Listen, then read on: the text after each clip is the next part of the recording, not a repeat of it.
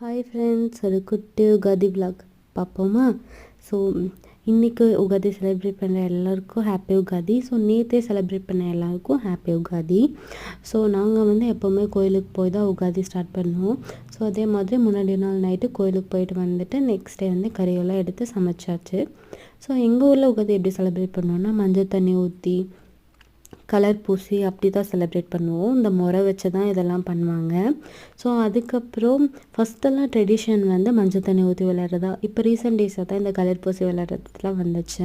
So ஃபுல்லாக எல்லாம் colour பூசி விளையாண்டு முடிச்சுட்டு சரி தோட்டத்துக்கு போகலான்னு சொல்லி அங்கே போய் நல்லா ஃபுல்லாக சுற்றி பார்த்துட்டு அதுக்கப்புறம் அங்கேயே அந்த ஆற்றுலேயே குளிச்சுட்டு வந்துட்டோம்.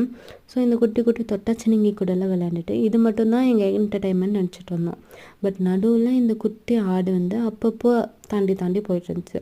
கடைசியாக அதுக்கு ஒரு பாய் சொல்லிட்டு ஊருக்கு ஒரு பாய் சொல்லிட்டு கிளம்பிட்டோம்.